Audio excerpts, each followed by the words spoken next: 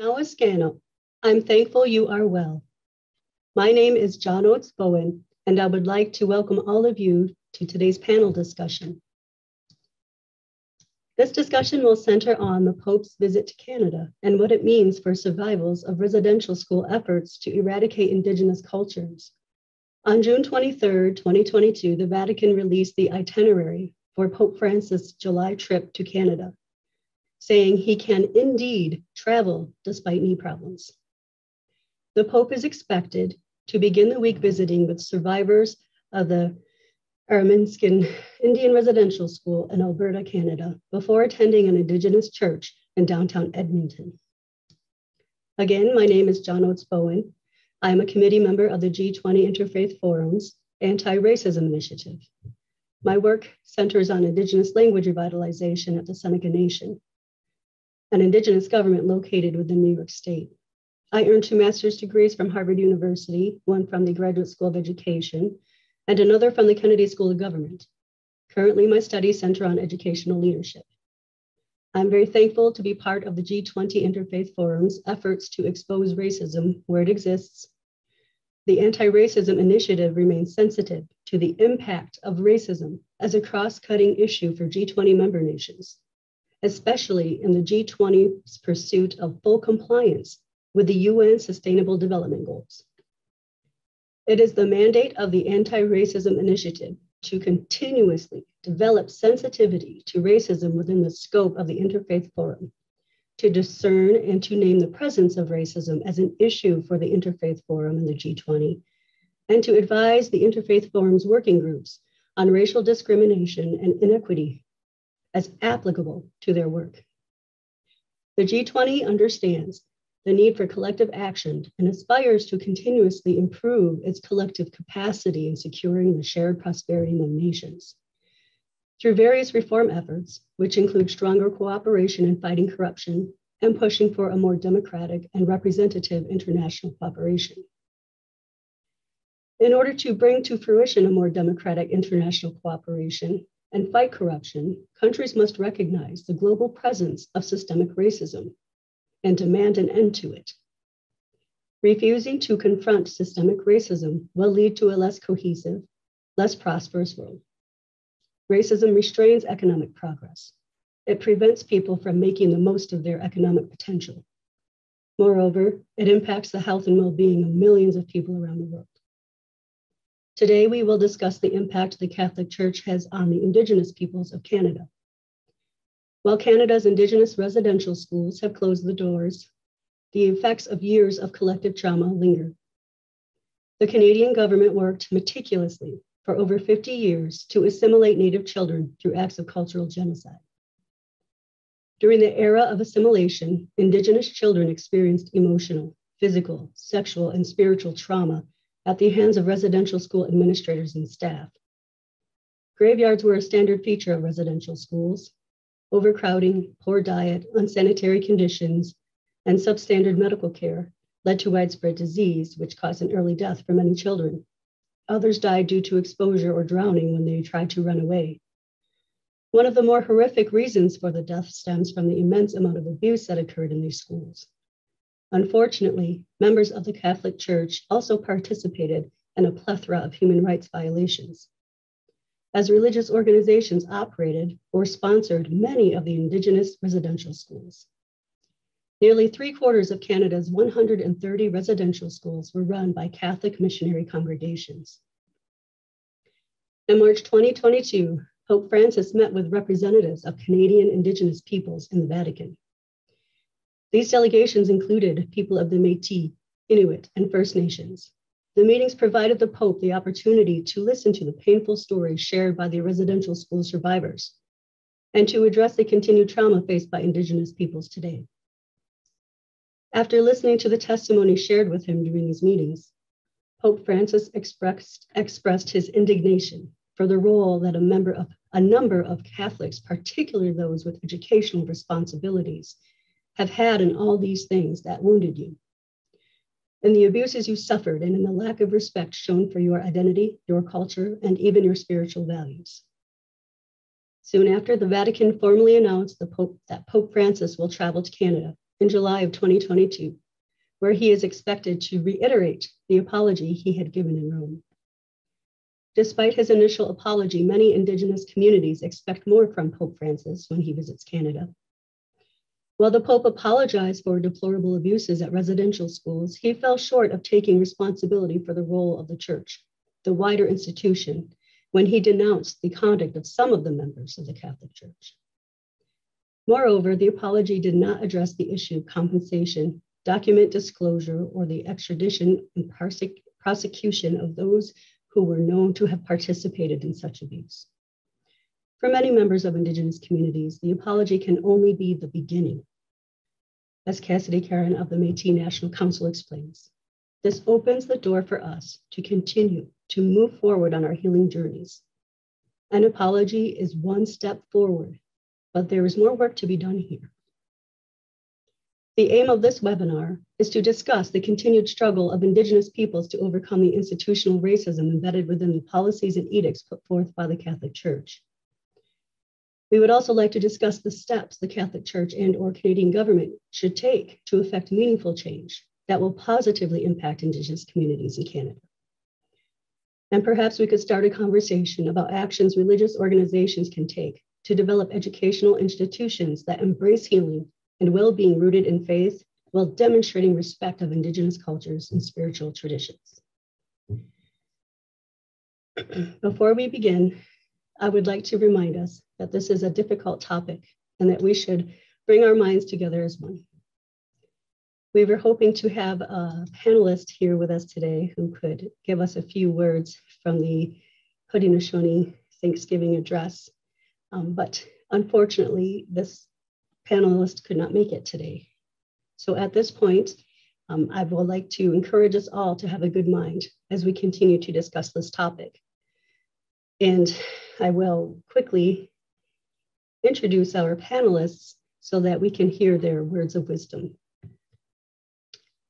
I would first like to introduce Ellen Gabriel. She is a citizen of the Kanien'kehá:ka Nation. She began her public activism during the 1990 siege of Ganessadage, the 1990 Oka crisis, and was chosen by the people of the Longhouse and her community at Ganessadage to be their spokesperson. The 1990 Ganessadage siege transpired when the municipality of Oka and private developers decided to appropriate the common lands in Ganessadage to expand their nine-hole golf course. The community of Ganessadage exercised their sovereign right to defend their lands by creating a barricade on a secondary dirt road to protect the pines from illegal development on Ganessadage common lands. Since 1990, Ellen has worked consistently and diligently as a human rights and environmental advocate for the collective and individual rights of Indigenous peoples. She has continuously worked to sensitize the public and their institutions on the impacts of colonization on Indigenous peoples, Canada's colonial history, and the richness of Indigenous peoples' culture and identity, as well as their human rights. Ms. Gabriel has presented at numerous parliamentary committees, as well as the National Assembly in Quebec, and the international level participated in the United Nations Permanent Forum on Indigenous Issues, as well as the expert mechanism on the rights of Indigenous peoples. I would like to introduce Dr. Carmen Lansdowne, who is a member of the Haltzik First Nation and a lifelong member of the United Church of Canada. In addition to her theological contributions as a writer and speaker, Carmen has served the church in a variety of roles. From 2006 to 2013, she served on the executive and central committees of the World Council of Churches, as well as an ex officio corresponding member of the Executive General Council. She continues to attend global theological and church gatherings by invitation. She has served on the Pension Board of the United Church of Canada, the Theology Interchurch Interfaith Committee, Executive Search Committees for the General Council Office, and the World Council of Churches, and various subcommittees for both of these organizations. She served as one of 6 facilitators offering feedback from commissioners at General Council 43. She currently chairs the Indigenous Candidacy Board of the United Church and sits on the Keepers of the Vision of the Sandy Salto Spiritual Center. She has also joined the board of directors of the Vancouver Foundation, Canada's largest community foundation. Jerry Ullman is a citizen of the St'át'imc Nation and has been involved as a change agent for First Nations communities and agencies since 1976. His experiences include providing counseling for individuals, families, and groups, as well as providing leadership politically and administratively to his community and nation. Jerry came to the realization that all First Nations in Canada have the same suffering and similar challenges, and therefore all challenges are man-made and can be healed and fixed using our own traditions, laws that have worked for thousands of years. Over the past 34 years, Jerry has facilitated over 645 workshops across Canada and the United States. And just as a reminder, before I turn our floor over to Ellen Gabriel, we are going to try our best to focus on the continued struggle of Indigenous peoples to overcome institutional racism embedded within the policies and edicts put forth by the Catholic Church, discuss the steps the Catholic Church and/or Canadian government should take to effect meaningful change that will positively impact Indigenous communities throughout Canada, and maybe start a conversation about actions religious organizations can take to develop educational institutions that embrace healing and well-being rooted in faith, while demonstrating a respect of Indigenous cultures and spiritual traditions. Ellen, the floor is yours. Konurado sa wagwagon, kazitsa kwasna yo jatstan waginyato. Mogadun sone je tinwarado na sungwe desunagi oya awani sarado so unitano itinwarado ni ate nistan hutsa jina kwakono te yunkiawits kwakono ta yakoyo de yunkiawits na kahkwatono negonos kanstan saragono dum kwatsaratanos konya tatsara ano ni itinwarado na kanstan saras oyera ni kwakono te yunkiawits te tinwarado oni na kwakono de waner na Gaya tenistan hutsa kwakono de waner na karukya kan gwati tani tinwarado na it's the what's here joke ne kakarako tinwarado oni na yung kisota asutane kakarako tsagayo na. So I just wanted to say some words in my language, and because you didn't get a Haudenosaunee opening, I did a very short one. So I hope you don't mind. I took the liberty to do that in greeting Creator, Mother Earth, the natural life cycles, our elder brother, the sun, and grandmother moon. Because when we do discussions like this, we bring them into our conversations, we bring them into, because their voices need to be heard in the discussions that we talk about.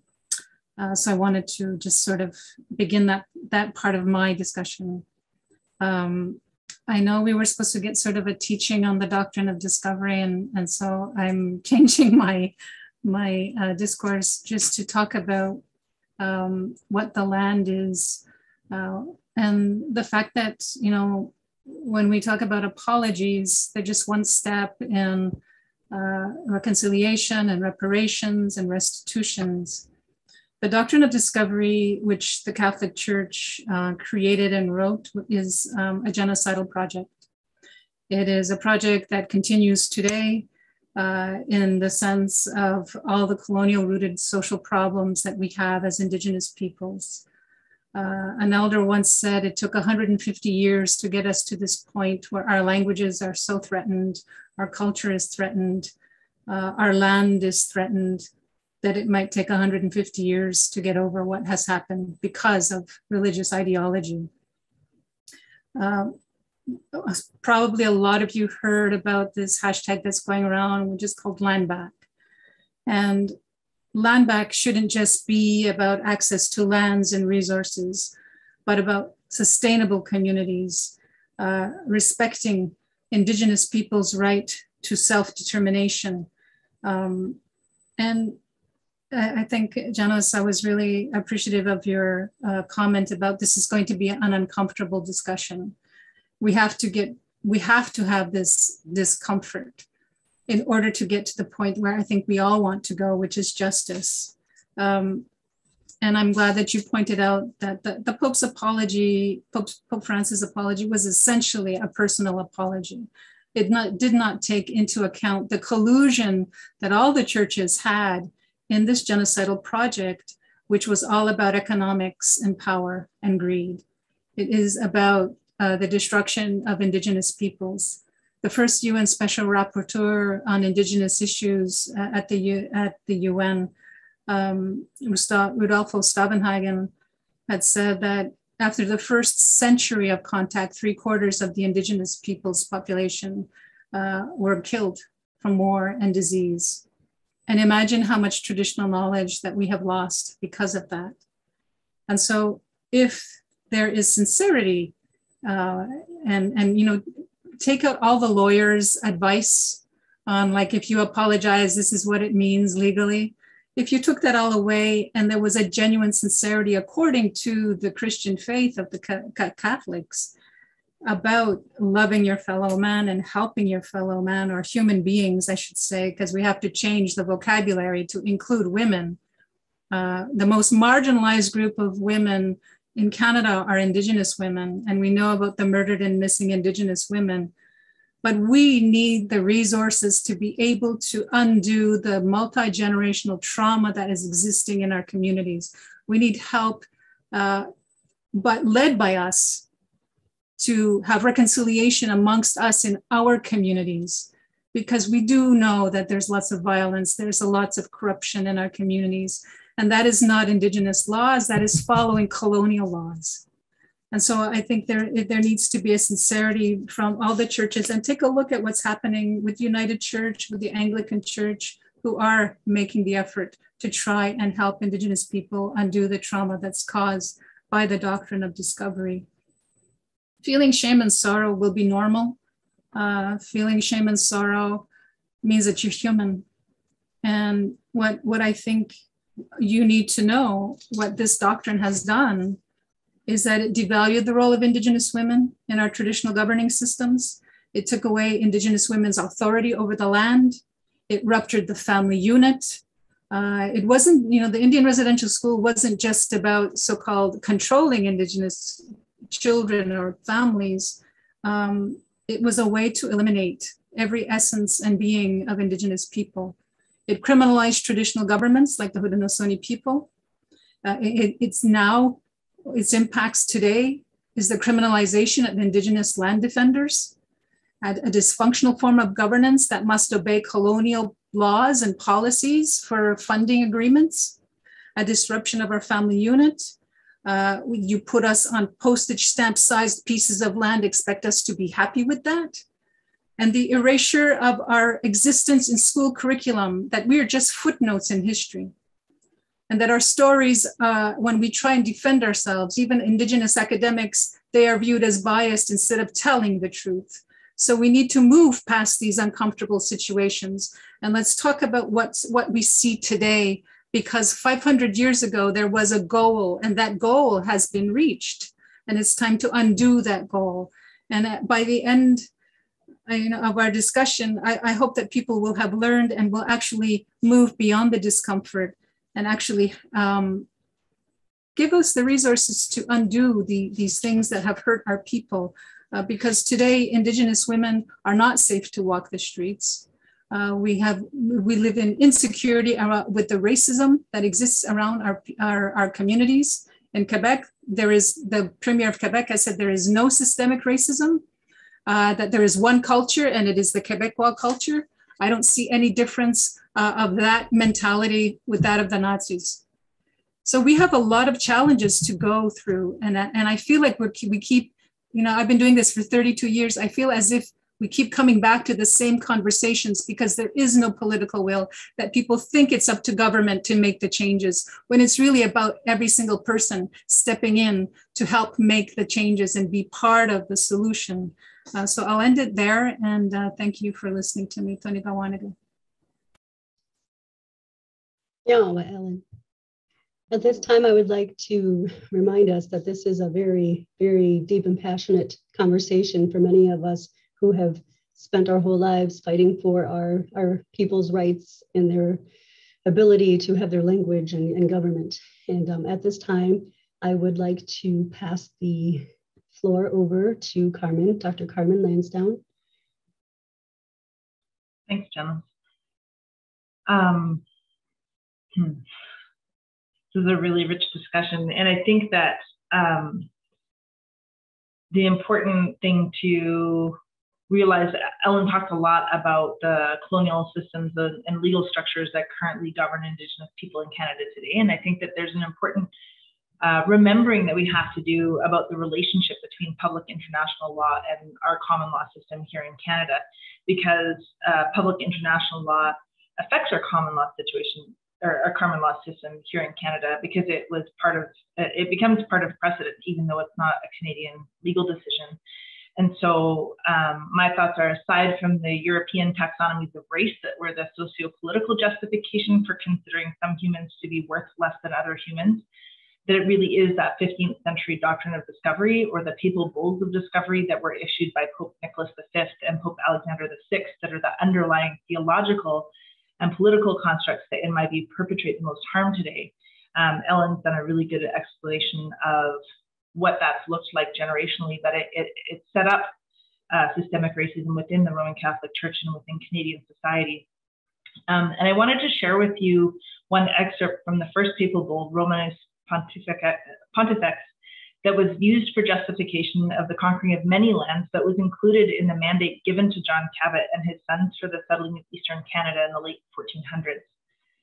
And that excerpt says, to invade, search out, capture, vanquish, and subdue all Saracens and pagans whatsoever, and other enemies of Christ wheresoever placed, and the kingdoms, dukedoms, principalities, dominions, possessions, and all movable and immovable goods whatsoever held and possessed by them, and to reduce their persons to perpetual slavery, and to apply and appropriate to himself and his successors, meaning whatever Catholic king, the kingdoms, dukedoms, counties, principalities, dominions, possessions, and goods, and to convert them to his and their use and profit.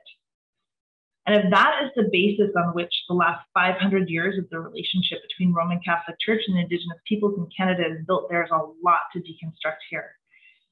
And so for me, I think that the next steps the Canadian government and the Roman Catholic Church can take are to fully implement all the calls to action that come from the Truth and Reconciliation Commission.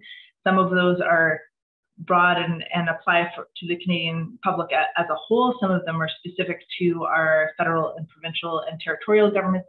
Some of them are specific to the faith tradition of Christianity. Some of them are specific to the Roman Catholic Church and other denominations like mine, the United Church of Canada. But we have to remember that the Truth and Reconciliation Commission was only one recommendation that came out of the Royal Commission on Aboriginal Peoples' final report, which was issued in 1996. And there were over 400 recommendations, and a very, very few number of those have been fully implemented. I think, as Ellen alluded to, that we also need to focus on reparations. And there's still, after everything we know about the original genocides, which is the physical and cultural genocide of our peoples, there's a real resistance today to the idea of paying reparations for the past and for the ongoing oppression of Indigenous people. And I don't think that the dominant society really has internalized the fact that 100% of all wealth generated on this content is due to the historic and ongoing dispossession of Indigenous people from our land and the denial of our rights and title. I think this is why Canada held off for so long in affirming the UN Declaration on the Rights of Indigenous People, because they knew that land rights and title was mandated in that declaration. And it's also why they continue to prefer a divide and conquer approach to reparations by negotiating with each individual nation rather than setting a new framework. I think in terms of the Roman Catholic Church and my church included, all churches in Canada that participated in residential schools specifically, but also other Christians in Canada need to make in-depth study of the history of colonization and the philosophies of colonization and decolonization, a requirement for all theological education for ministry personnel especially, but also for lay worshipers or participants in communities of faith. I was thinking the other day of an experience I had during my first master's degree studies, where we were visiting a local mosque, and the imam was asked by one of our students, how do you feel about the relationship with Indigenous peoples? And he said, well, racism is a problem, and we suffer racism and Islamophobia in Canada. But I think the difference would be if we had settled Canada, we would have converted everybody to Islam. And I thought, oh, there's some learning that needs to happen here, because that is in fact what happened. But this new Canadian wasn't aware of the history or the ways in which the church participated with the colonial state to oppress our peoples. And so, that was a real force of learning for me around just how many conversations are not being had at the day-to-day level amongst Canadians, whether people from, settler histories or people who are new Canadians. In my personal life, I've been watching a lot of the Netflix series, The Last Kingdom, which is about like the fight for England between the Anglo-Saxons and the Danes. And they have this thing called the shield wall, right? So they have the armies and they're all out there and they're battling with their shields. But if they need to really protect themselves, some leader in battle calls out, shield wall. And then they form together and they layer up all the shields, and it's almost like an armadillo kind of like protecting itself. And my experience of watching the polity of the Roman Catholic Church from the outside is that is what they do. They act as if their missionary congregations, their dioceses all have a certain level of autonomy under whatever provincial or bishop or cardinal. But when they need to self-protect, everything falls on the Pope. And they call that shield wall into effect. And so they're shapeshifters in a way organizationally that has allowed them to evade really taking collective responsibility for the systemic structures of what happened at our residential schools. And I think that, there's the challenge of the fact that 1,000 years ago or so, they said that the Pope was infallible. And so I have some empathy for Pope Francis that, he has to navigate a political situation where he can't actually admit the fallibility of previous popes, because that sort of unravels their whole like Eurocentric supremacist culture of colonization by admitting that they were wrong. But he has to find a way forward that's simply more nuanced and honest than the apology that was given in March, because it's not enough. And one thing that Genocide didn't introduce is the fact that it's just been announced that I'm the presumptive moderator-elect of the United Church of Canada. So I will be the leader of our denomination for the next 3 years, to be confirmed by election on July 23rd. But I welcome conversation with the Canadian cardinals and with the Pope if they would like to speak to someone who is leading the largest Protestant denomination in Canada, who is Indigenous, who has studied this as part of my doctoral degrees, and I invite them to that conversation. Thank you. Yahweh. Thanks, Dr. Lansdowne. I look forward to hearing the conversations that you lead between whatever parties are willing to listen. That is important work, to be able to dialogue with all parties at the table. So I wish you the best of luck in that new journey. At this time, I'm going to say Nyala scan out to Rick Hill. He has appeared, and I'm going to quickly read a little bit about his biography because he actually is here to join us. And then after I finish your biography, Rick, I will let you say a few words. You will have 7 minutes. So Rick Hill is a citizen of the Tuscarora Nation. He is an artist, writer, and curator who lives at the Six Nations community of the Grand River Territory in Ontario, Canada. Over the years, Rick has served as the manager of the Indian Arts Centre, Ottawa, Ontario. He was also director of a museum at the Institute of American Arts in Santa Fe, and the assistant director for public programs at the National Museum of the American Indian, Smithsonian Institution, a manager of the Haudenosaunee Resource Center as well. He has also served as a senior coordinator for, and forgive my Cayuga here, Deyohahage, Indigenous Knowledge Center at Six Nations Polytechnic in Oswego, Ontario. And currently, Rick Hill is the Indigenous Innovation Specialist at Mohawk College in Hamilton, Ontario. And he also serves as a cultural advisor to the FNTI, which is an Indigenous owned and governed post-secondary institute in the Tyendinaga Mohawk Territory. So Rick, you have 7 minutes.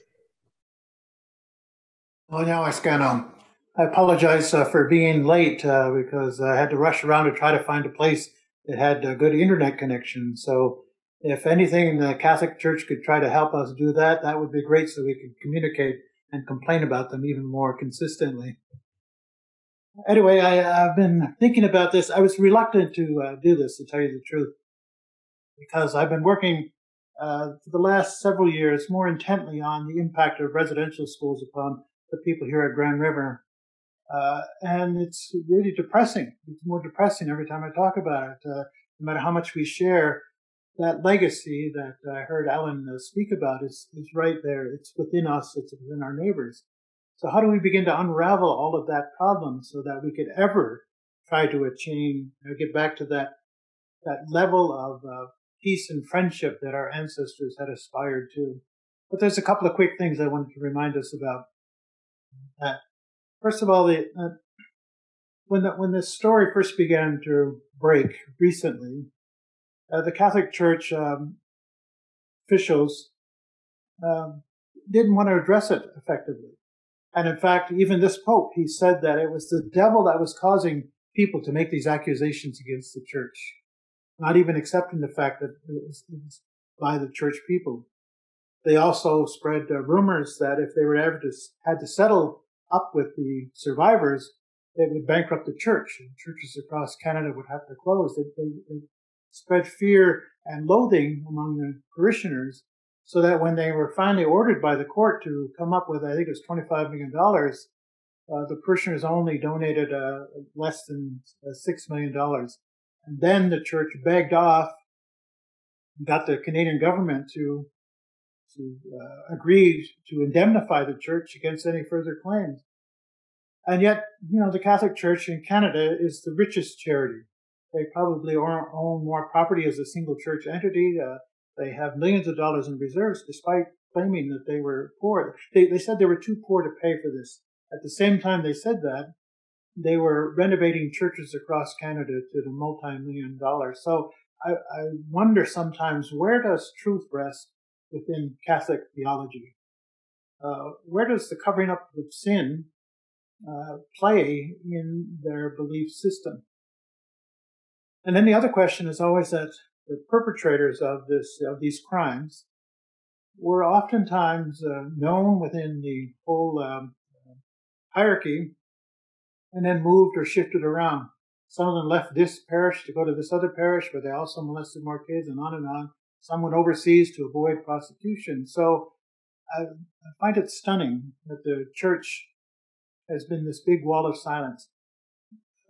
Years ago, Pope Paul II came to visit North America, visited the Northwest Coast. He went to the Shrine of the Martyrs in Huron country, and he was trying to make amends with the people, but there was no discussion about residential schools in his visit back in the 80s. So this blindness, this self-imposed blindness that the church and the officials have had, I think is what's stunning. But it raises the question is, how can we ever believe them again?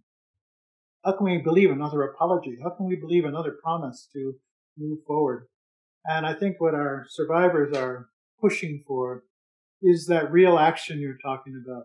That we're willing to work with the church people on the healing, because everybody has to heal.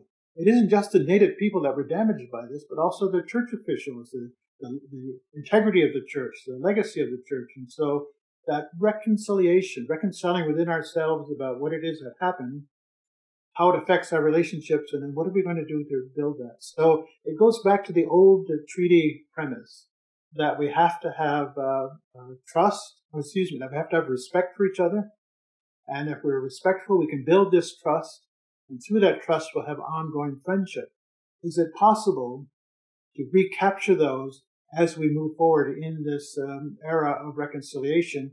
Well, not if the other side, the people from the ship, the people from the church in the ship, aren't bringing honesty and an earnest effort to move forward.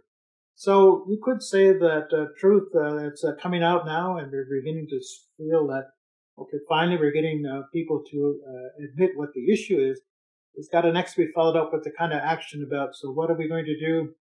Are we still going to protect perpetrators? Are we going to deny our responsibility and help with the healing?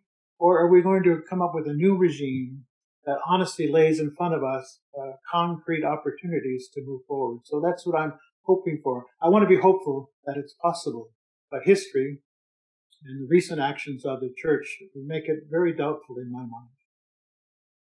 Thank you. Yeah, Rick. I too would like to be hopeful, but it will be definitely a rough journey. And on that note, we have a speaker who has talked a lot about healing, and it's a man-made problem, and that means men can fix it. So perhaps, Jerry Ullman, you can give us some words to help us see the future. I'd just like to thank the previous speakers for sharing the history. You know, it's been a history of denial after the harm had been done. You know, when I was asked to come to this webinar, I questioned as well.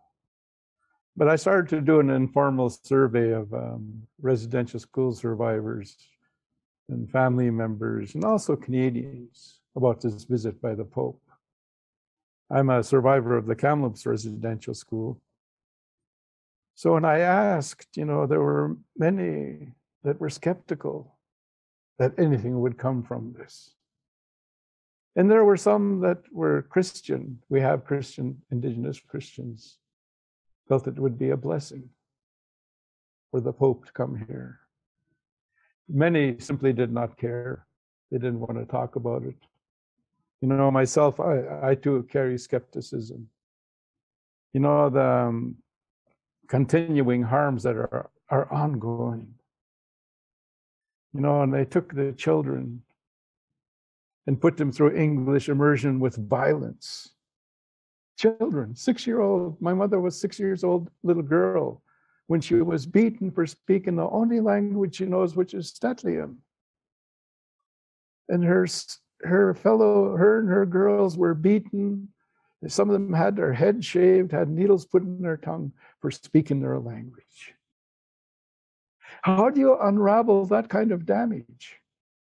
Because of that, my mother refused. She made an agreement with my late father, my late mother, not to teach any of their children the language or anything to do with Indigenous, because she knew I would attend a residential school. I've heard ministers deny that they had anything to do with cultural genocide at the residential schools. And it got me very angry because of what happened to my mother and to myself and to many of our people that went to residential school. You know, the loss of family connections, because Indigenous families were very inclusive. And we just weren't a nuclear family, like uncles, aunties, grandparents, cousins. We were all large and we were all inclusive and worked together. After the residential school, I went home, and it was like something magic happened, isolated in my own community. And that in itself was a huge harm. Of course, I react to that negatively. I became addicted, I became violent, I became depressed because of what happened. And this happened to all of the children that went there. Some would say, oh, it's not bad, but then if you ask them, do you speak your language? Do you know culture or ceremony? And many today, they have identity problems. They say, I'm not Indigenous enough. I don't speak my language. I don't do ceremony. I don't hunt moose or deer or go trapping or do any of the Indigenous things. I know that we have a large portion of people like that in our communities. So when you don't have purpose, you don't feel you have purpose and belonging, that's a terrible combination to feel isolated. Even though you're obviously Indigenous, there's still that identity issue problem. You know that impact has had on so many. The trauma that they went through has been untreated, so it has become an intergenerational problem, where people's lives are hateful to them, where there's no hope for success or reaching their potential, because the belief of every human being is born with the gift or gifts. And the meaning of life is to find those gifts and to use it to help the people. Many have no idea what their gift is. They don't even know how to look for it. Our ceremonies and rituals, we would take our children when they're becoming adults and have them look at themselves. We would help them find their gifts if they don't know. That cultural genocide has a tremendous impact. And it's because, like the previous speaker said, we weren't Christian, so we were other, and identities were created for us about being inferior beings, that our way of life was inferior, that it was the devil's way. I heard those words, that our language is the devil's language. Our ceremonies were the devil's tools. When you tell that to children, when we're absorbing everything like a sponge, it created tremendous chaos in our minds, a massive wounding that had never been treated in this country. You know, and I think of Christians. I said, I asked myself, what's a Christian? And I had no answer, so I looked it up. And it means to be like Christ. And I said, oh, okay. Why aren't they being like Christ, the Christians? All of the Christians, not just the Catholics. Why aren't they being like Christ? To love thy neighbor, to chase the money changers out of the temple, to heal, help people to heal. It doesn't matter who you talk to, prostitutes or whoever. That's what I heard about Christ. So if they all become like Christ, and I said to some ministers once, Methodist, Anglican, United, and Catholic ministers at a meeting once, you have a choice to be morally bankrupt or to be financially bankrupt. You choose. And I said, if Christ came here today, he would tell you to do the right thing if you're speaking in his name. I had much hate for Christians in my life because of what happened to me. My elders worked on me and had me forgive them, which simply means let them go. And I finally let them go, and I'm free of that. I'm a pagan today. It means I follow the ways of my people. And it's been good for me. It's helped me to heal, to get rid of that bitter taste in my mouth of hate. Because that was destroying me from the inside. All meaningful change comes from within. For Jerry, for my community, for the Catholic Church, it's got to come from within. I can't tell them what to do. I can't judge them. They got to judge themselves. And I think according to Christ's principles, that's how they must judge themselves. Otherwise, they get defensive when I start asking them. They'll deny. So this is an uncomfortable topic. You know, I've been to many funerals of suicide, of violence, of car accidents, of fires. I've been to prisons and talked to our brothers and sisters there and in the community. And if we don't help them, they're living a miserable life. They're going to die a miserable death. That's what I've seen. So whether the church does anything, all of you Christians out there, you ask yourself, what should I do as a Christian? What can I do? If you don't know, then you go ask wonderful human beings like these panelists here that have spoken to you, because they know the lives of their people. You know, culturally relevant services is the most important thing, something that fits for us. Not Euro-Judeo-Christian methods from Europe. That hasn't worked for us. So I just like to thank Jano for calling me here. I asked her, well, what am I supposed to talk about? And I questioned this whole purpose of this. But the Pope's coming, you know, and he's going to hear, and he's going to make up his mind. I can't tell him. He does not know my voice. He does not know me. So that whole structure, I've heard that they're the largest country in the world, the smallest country in the world and the richest country in the world and they own the largest amount of land next to McDonald's restaurants. The Catholic Church owns churches and properties, farms, ranches. I know in British Columbia, they owned the largest ranch for a while. And the Green Nuns owned Safeway. So they're a pretty intelligent group of people around finance. Anyway, I just wanted to thank my fellow panelists for their work they're doing. I've shed many tears at the loss of innocence and the harm done amongst ourselves towards each other, because of the trauma of this experience we went through called residential school and Christianity. I remember the thought I had once was frightening. The priest was saying that those aren't baptized don't go to heaven. And I'm saying, are you meaning that all of my ancestors before you got here are in hell or somewhere?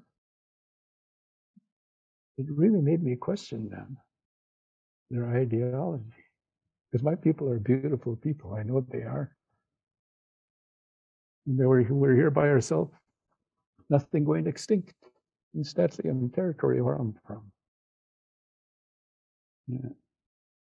Anyway, thank you for having me here today to share my views. Whether they'll do anything, I don't know. But I always try to be hopeful and think maybe one person will be affected here. And they know 300 people, so it might make some kind of a difference. Thank you. Yeah, well, Jerry, this is a very heart-wrenching topic and covered a lot of things that almost made me cry. So I'm trying to keep it together for all of you. But at this time, we do have several minutes put together for questions and answers. If you know how to use Zoom, go ahead and put your questions in the Q&A. If you look at the bottom of your screen, you should find the Q&A area, and we'll use that. And if you have any questions, please send them. And I'm trying to think of one very quickly that perhaps we could use to start us off while we wait for folks to submit their questions. So we'll start. I'll just say, Ellen, what are your thoughts about steps that the Catholic Church could take within the next 5 years to at least show or demonstrate that they are serious about their apology?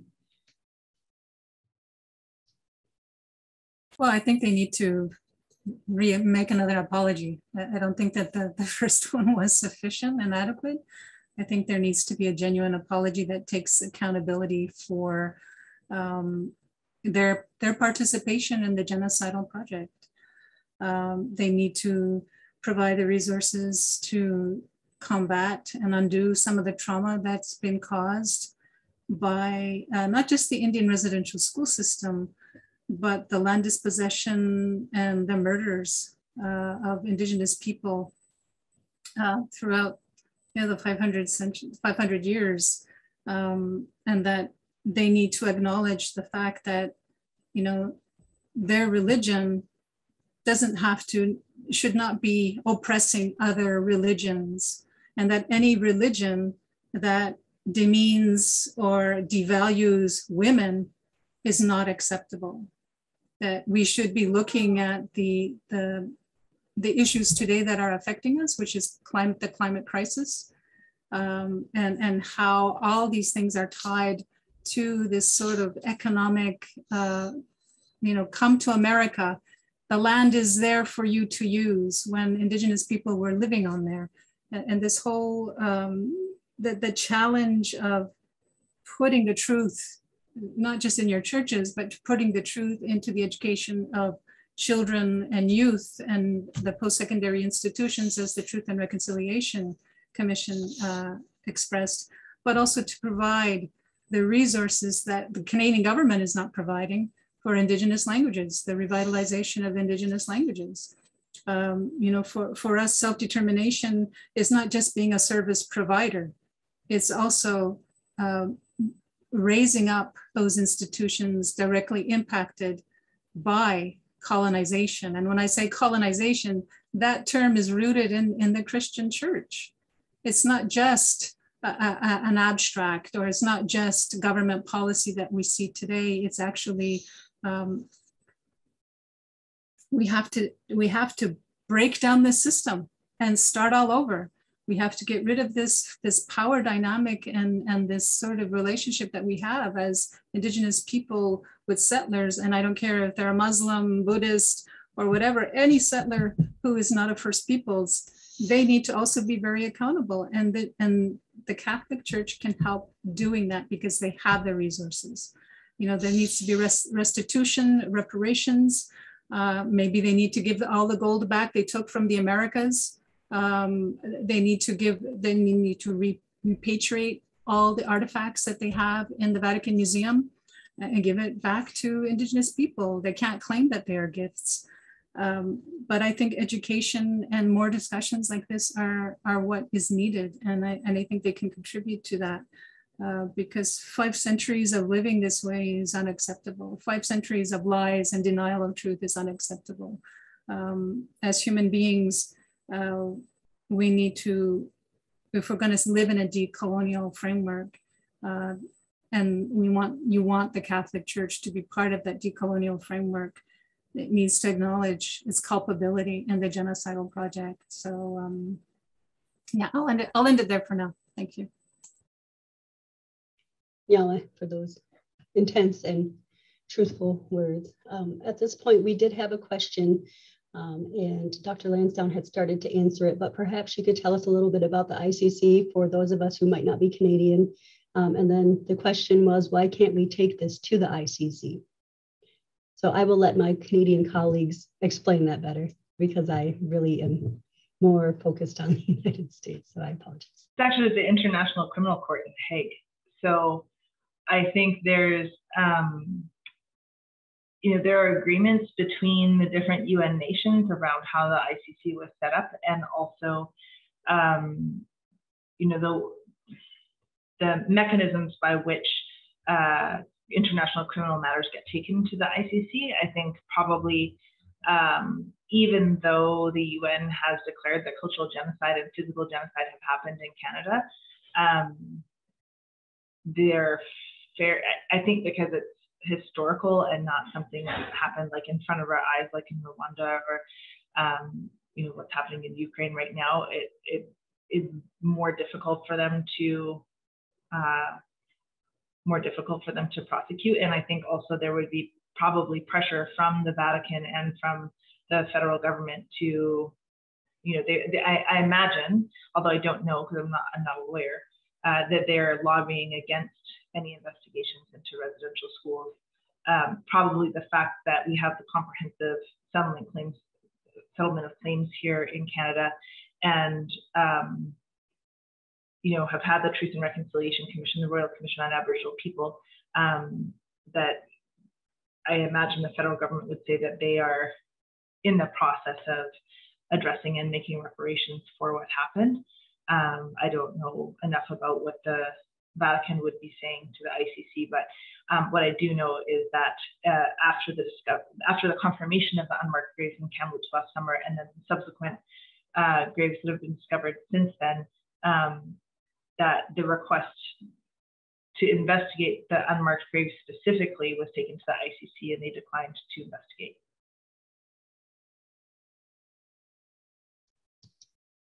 So I don't quite understand international law. I've always found it intriguing, including anything related to the UN.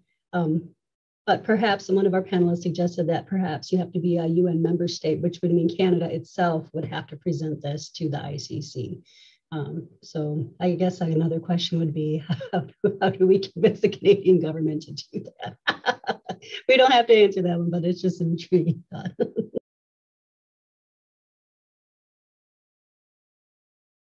Yeah, I really like what Jerry had to say around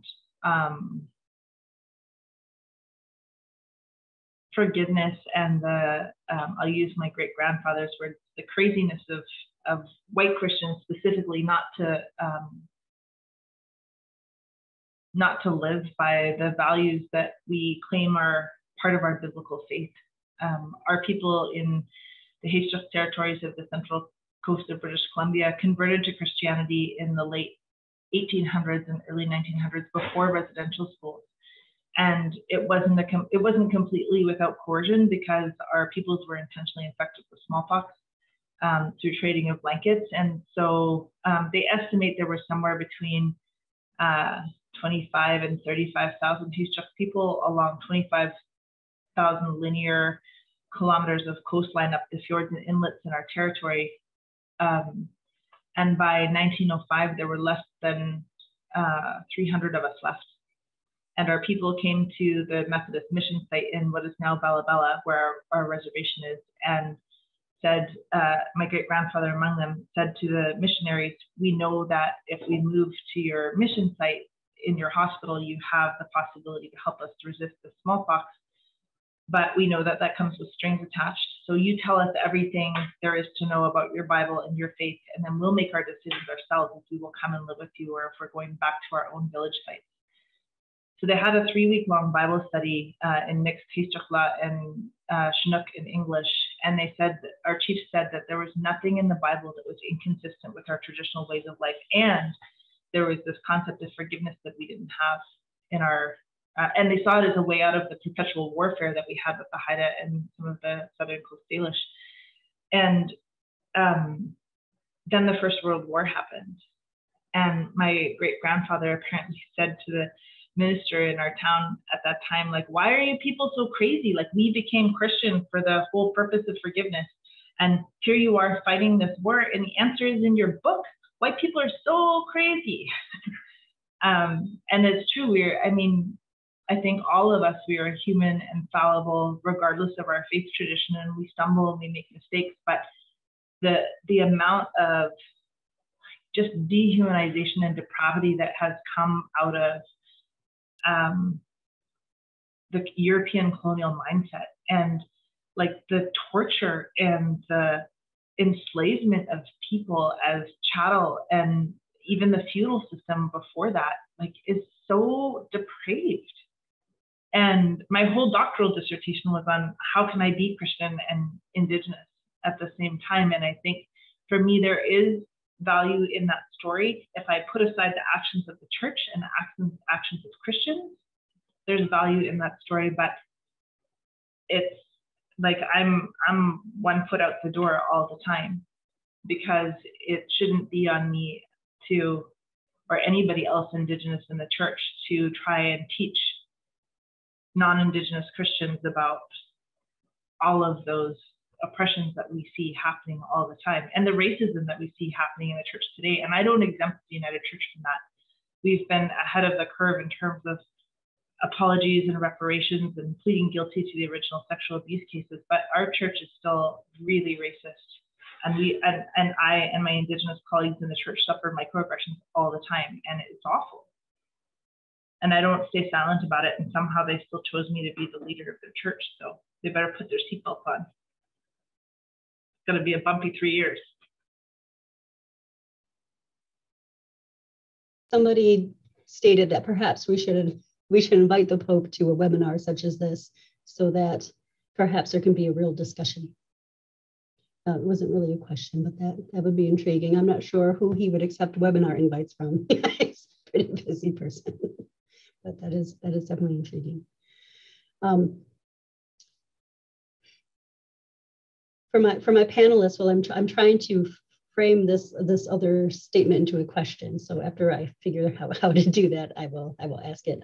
But in general, what steps, Rick, do you feel our people could take if we are never given the true, deep, meaningful apology or good faith measures that we have hoped to see over the last few centuries, it seems, decades especially?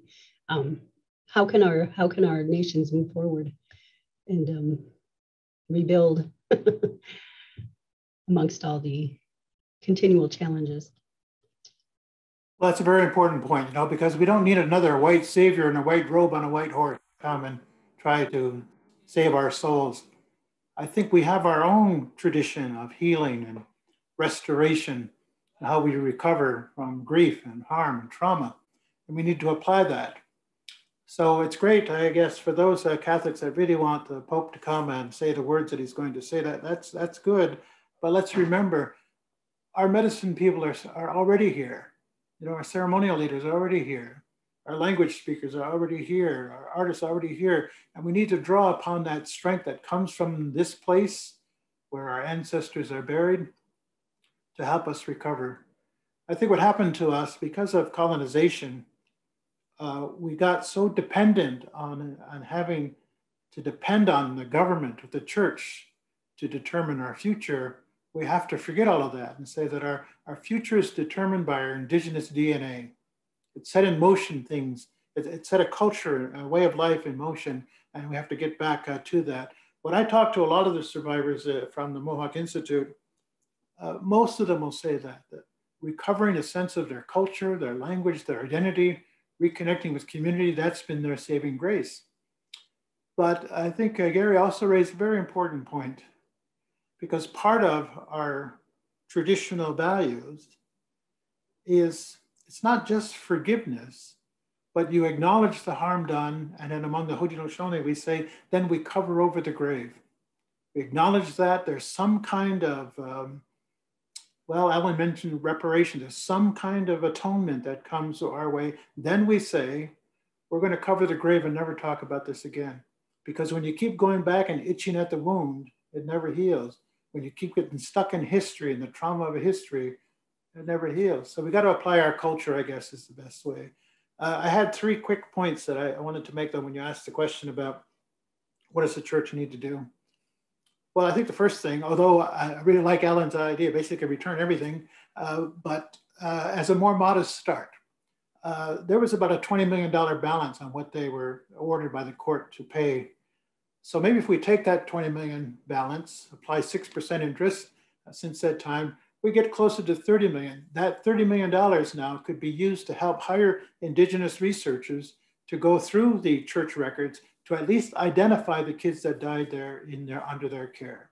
Try to identify those kids that are lying in the ground, because that would be a great healing to the families who, you know, the kids just disappeared. They never knew what happened.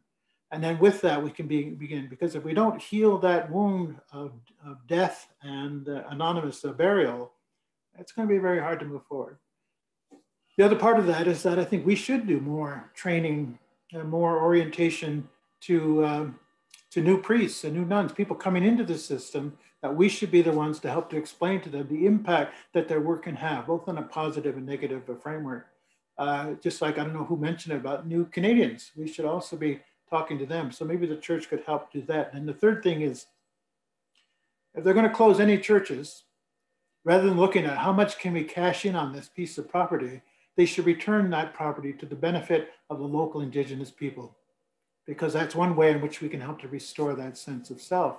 So I think that's all part of the kind of recovery plan.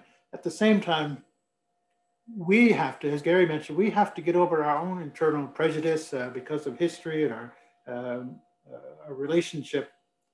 We have to find a way to recover that good-mindedness and that covenant chain kind of concept, that the newcomers, whether they're Catholics or Anglicans or whatever, we have a responsibility to help them live in peace here in our land.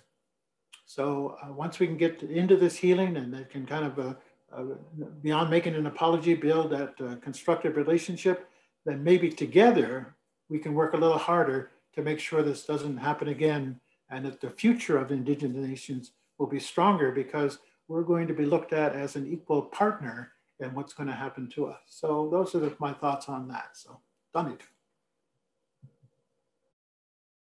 Yeah.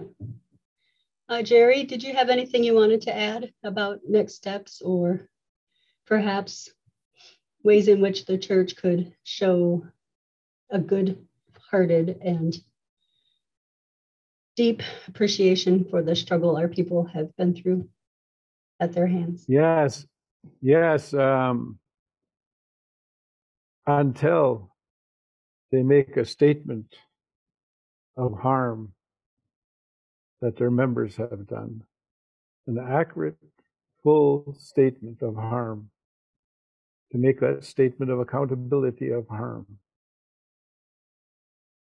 there will not be any movement, significant movement, until then.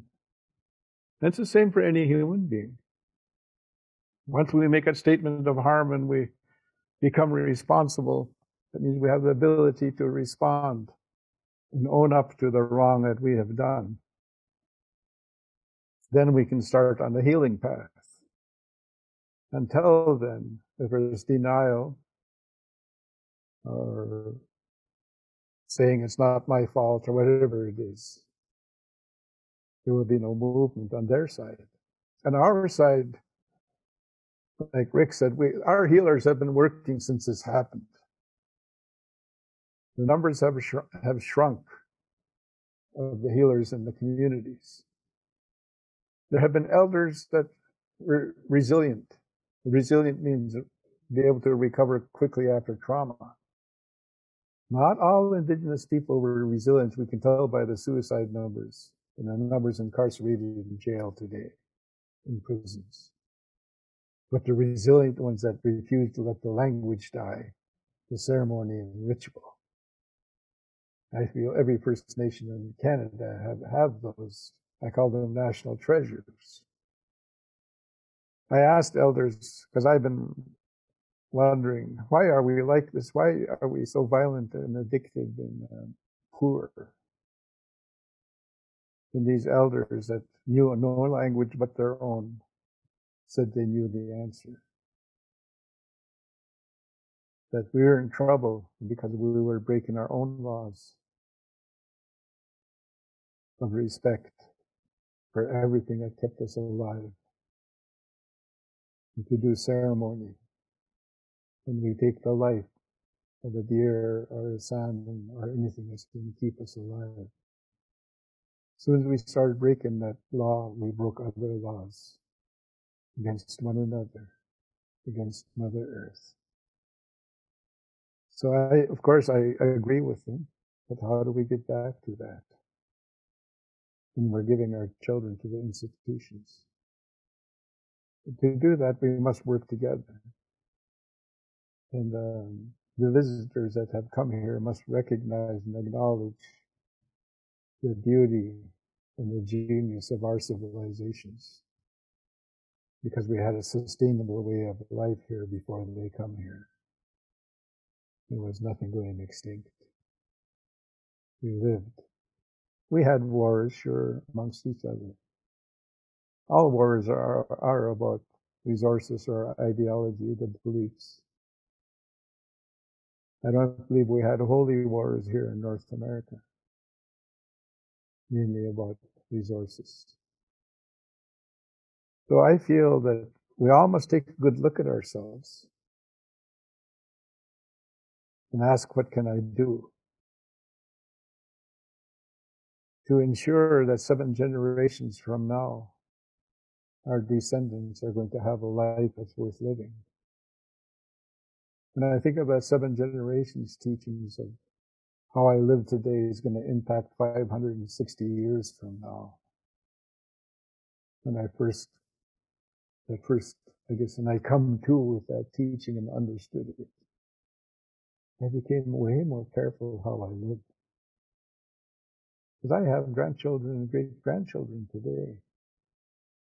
And I know they don't have what I had when I was their age. We had plenty of elders when I was a 4 or 5-year-old child. And we still had protocols of how to deal with elders. And they were still passing the teachings down. So, if we're going to say hello to these problems, we must say goodbye. We must say hello to them to say goodbye to them. These problems that come from this. And that's a terrible problem. It's a terrible mess. We must acknowledge that, all of us, at the very beginning. No child should be left at the hands of a pedophile. No child should be beaten for being who they are. No child should be isolated from their family and their culture. Once we can acknowledge that, acknowledge means confess in that language called English. I confess that that was wrong. That's why I say there must be a statement of accountability of harm before any serious action happens from them. I'll say them being the Christians. Same with us as Indigenous people. We must treasure every elder who speaks a language and treat them like the biggest treasure. We started saying in 1972 that our languages were threatened and dying. We're demanding from the government that they save our language because they stole it. And of course, they'd say yes in the election. But nothing serious really happened. I've heard of immersion in the Eastern Gate. I call the eastern part of this country the Eastern Gate. I've heard of some of their immersion, language immersion. I say, that's brilliant, that's genius. We must all do that. And I went to Israel. I was talking to a Polish Israeli. And he went to Israel with his parents as a child because of the Holocaust.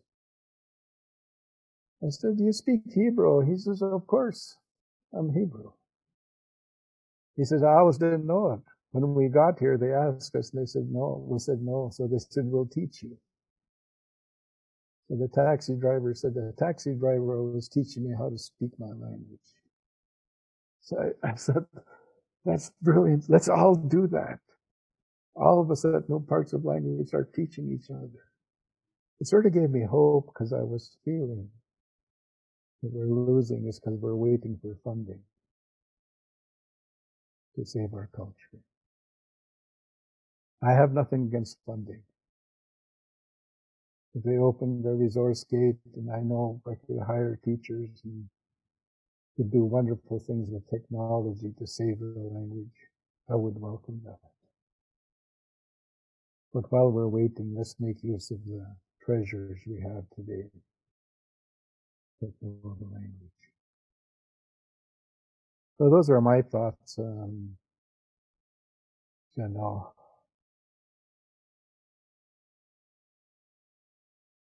Yeah, at this time, we're going to wrap up our Q&A session, and I want to give each panelist a few more minutes to give their closing thoughts, their comments that they would like to leave us with for future thoughts of how we can help ourselves and each other understand and navigate this challenge of learning how to overcome religious institutionalized racism that continues to affect our people in many ways.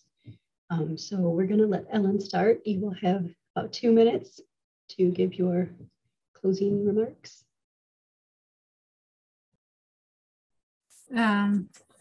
Thank you, Phil Pamlis, and all the interesting discussions and teachings you've given today, and for this opportunity to speak with you all. I wanted to also talk about my community in 1990 when we stood up for the land. Little did we know that it would bring a tsunami of issues like the one we're talking about, because from what happened in my community came the Royal Commission on Aboriginal Peoples. From the Royal Commission came the Truth and Reconciliation Commission and the Murdered and Missing Indigenous Women Commission.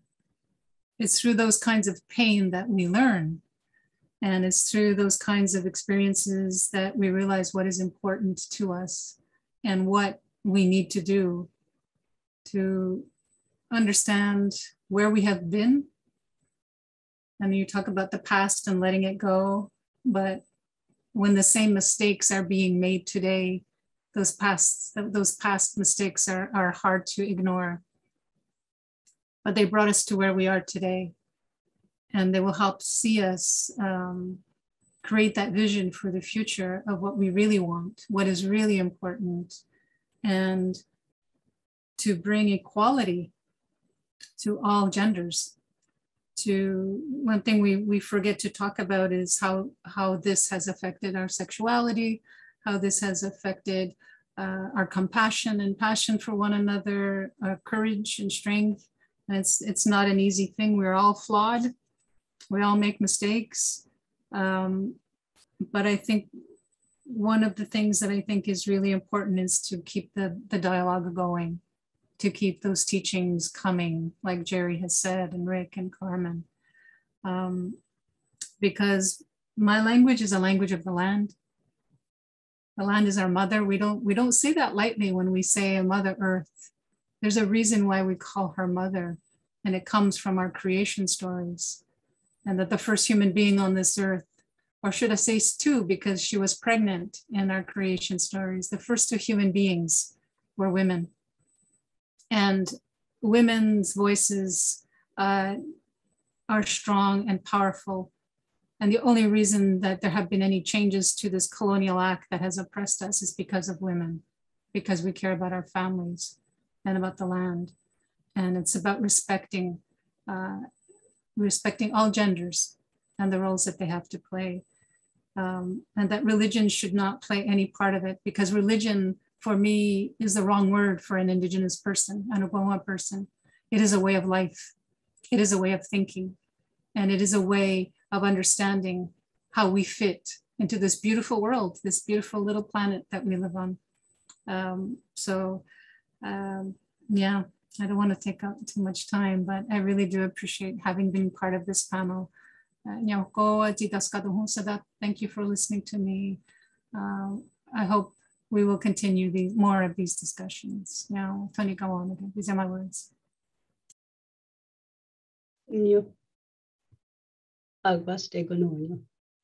At this time, I'd like to pass it over to Dr. Carmen Lansdowne, and we have about 2 or 3 minutes. I want to highlight what Rick said about we don't need a white savior riding in on a white horse. And I think the part of me that can assume positive intent about my colleagues in the United Church is that for the second time in our 100-year history, they're willing to stand back and to listen. I think the fact that I was allowed to let my name stand unopposed for the leadership of the church. I know several people that were non-Indigenous that were asked to let their name stand, and they all said no. I'm hopeful because I see my role as building a bridge between our ways and the dominant society. I think the runway we have for preserving our way of life into the future is so very short at this point. And in my late 20s and early 30s, then I considered not having children because I didn't want them to grow up in a world that was so broken and some like horrific dystopian future. I preached a sermon at the ordination of the Reverend Tony Snow on Saturday in Calgary, and he's a member of the Stoney Nakoda Nation in Alberta. And the thing about the European mindset and the colonialist mindset is that it's bred in us this idea that we're in competition for scarce resources. And that's what all that hoarding is about, and the refusal to atone for and make reparations for the harm that was done is because it comes from fear and competition for scarce resources. And our traditional ways of life taught us that the world was a place of abundance. And that's why, respectfully, we only took what we needed, because we didn't have to be in competition for more. We just took care of ourselves and each other. And, I think now is the time more than ever for the rest of society to let us take the lead and to say, the purpose of our histories, the purpose of our stories has always been pedagogical and ethical. And we get so caught up in the legalities and the wording and the establishment of facts and proof. And we're missing the opportunity to learn to walk together in a better, more ethical way.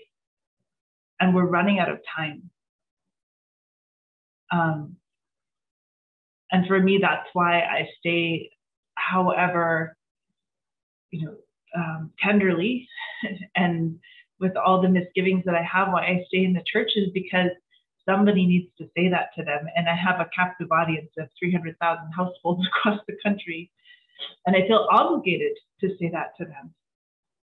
That all of these, like our oppression and the genocide of our people is so connected to the precariousness of our future.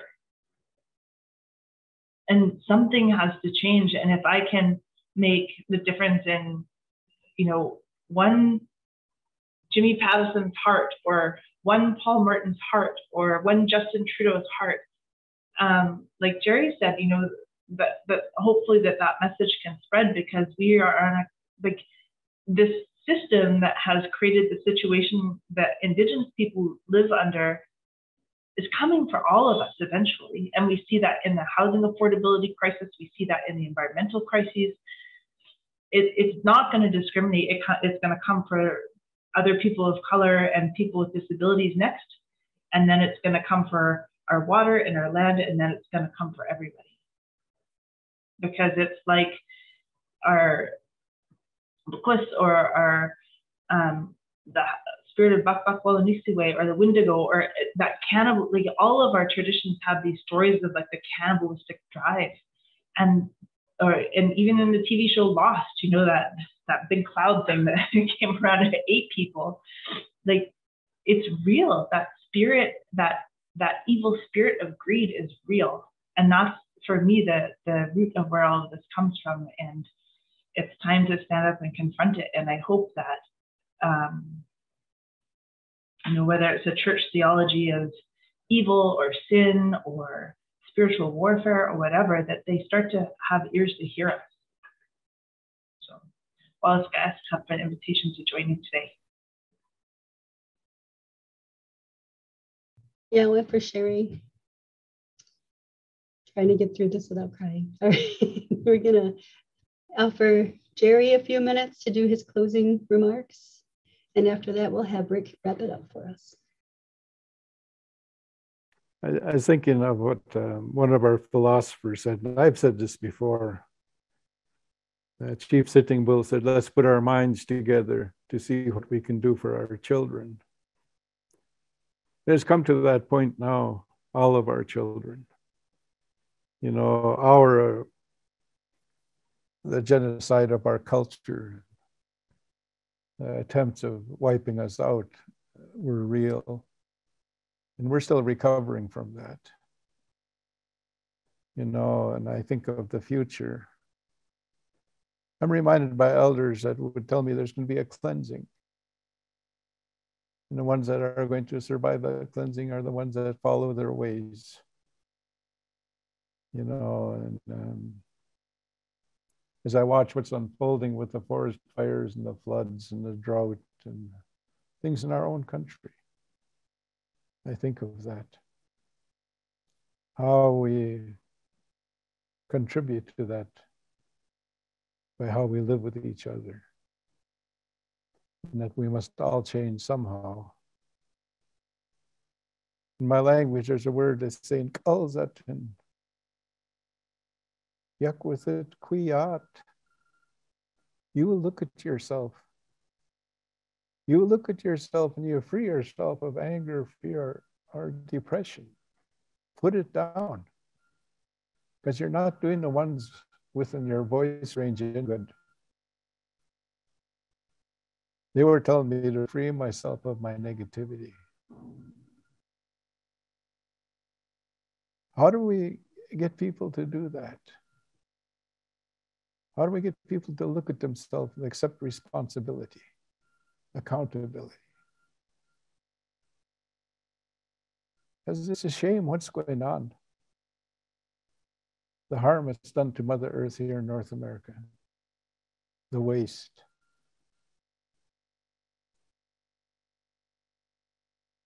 And I think of the beautiful country. The beautiful rivers and lakes and mountains and prairies. And all the creatures that lived there. I say that was paradise. and it's impacted today at a very high level. So it's serious time, I think, for all of us. I think First Nations always have been stewards and always lived that way. Some would go off track, of course, like any group. But I say if the Canadians can accept that we have something to offer and would open their ears to the Indigenous populations, Canada would recover. The chances of Canada recovering from what's going on now would be greater. I do my best to be positive and to be solution focused. It's a struggle at times to do that. When I see things going on that don't make sense to me. Doesn't make sense, it's insane. I say that's insane.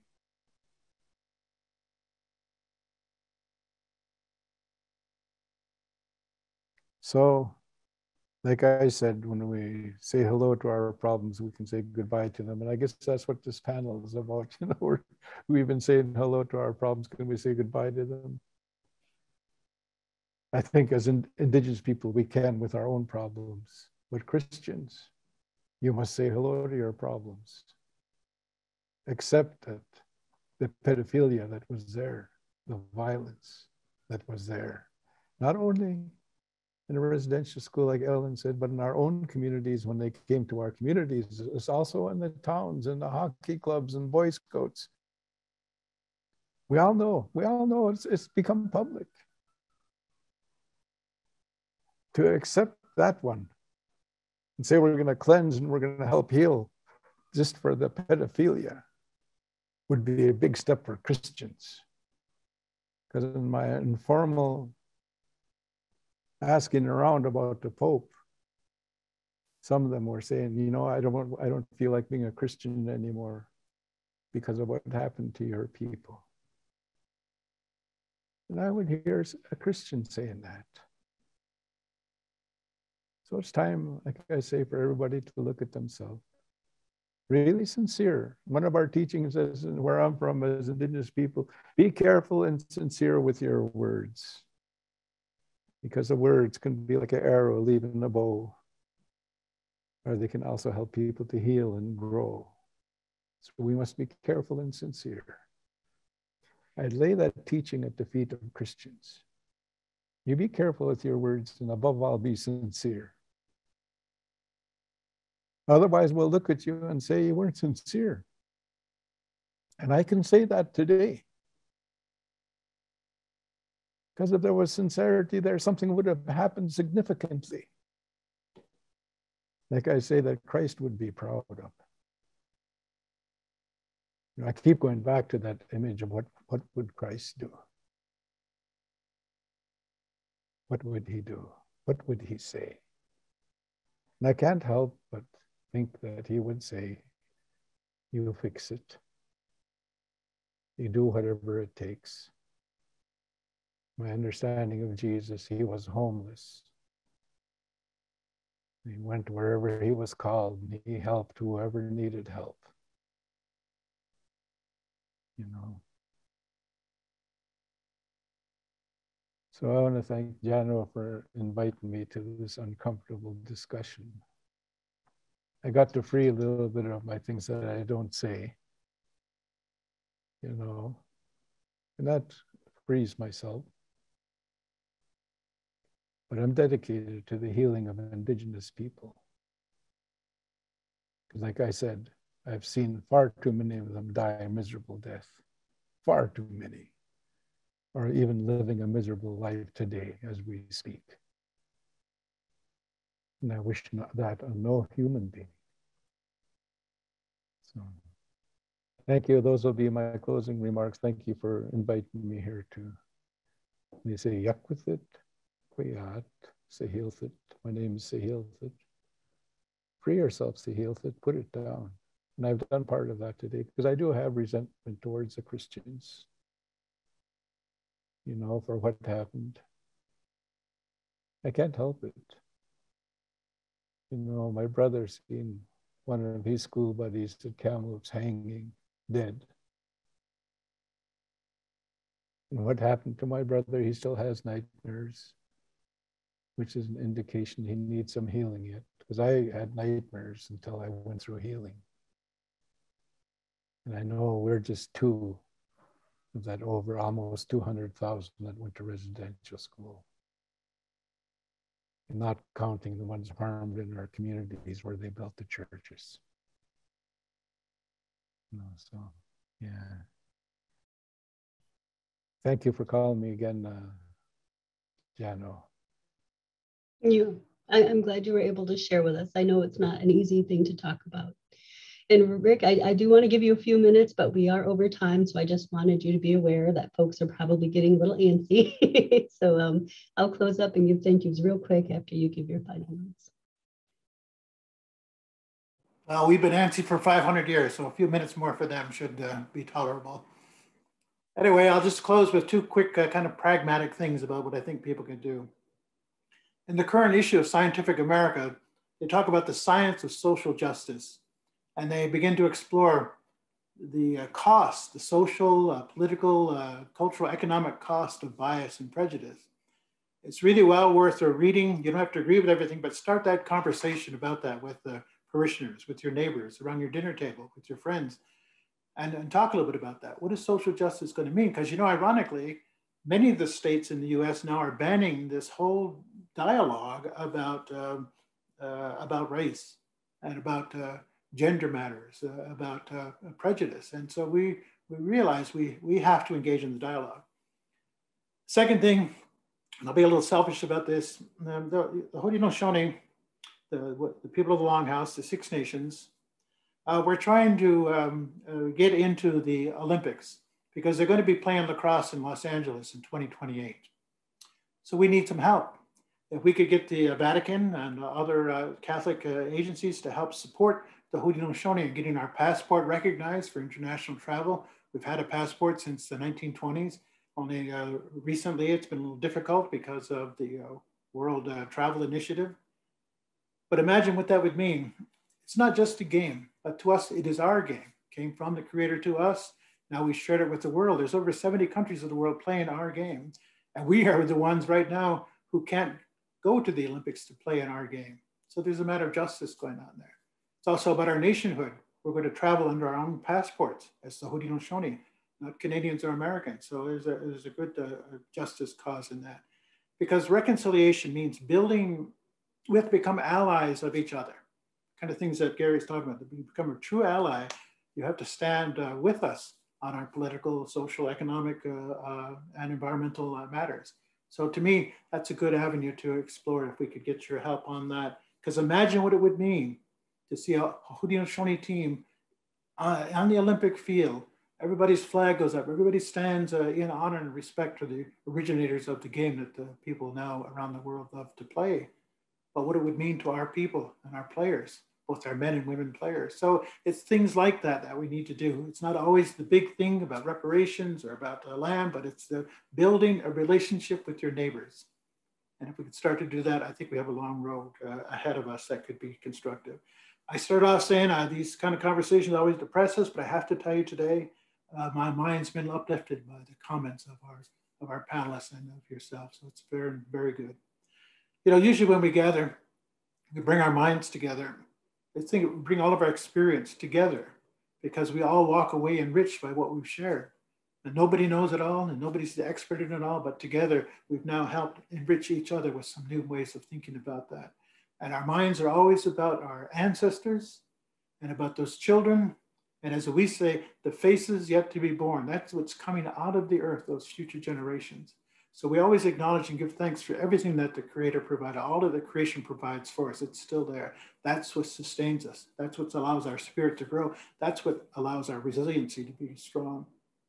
So we always acknowledge those forces in the universe that sustain our lives. And that's what I'm saying. We have to get back to a personal relationship with all of that. And I think that'll help go a long way to recover from this trauma of residential schools, this trauma of our history. So with that, I really appreciate you and also inviting me here and being persistent to make sure that I got here. And I appreciate the dialogue of our other participants. And I hope that the people who listened in on us will really take this conversation to heart and engage with it. Think of it this way. We kindled a fire. Now you have to go and keep kindling more fires around this conversation. So with that, I'll say Yahweh and Donito. Yeah. At this time, I would like to thank the G20 Interfaith Forum's Anti-Racism Initiative for hosting this webinar. I would also like to thank the International Academy for International Cooperation for helping with technical assistance today. I would like to give a big thanks to our panel members for assisting us in developing a deeper understanding of the issue presented. And lastly, I would like to thank our attendees who have made the conscious effort to hear more about the impact the Catholic Church has had on the lives of Canada's Indigenous peoples. And with that, we are now at the end of our webinar. Done.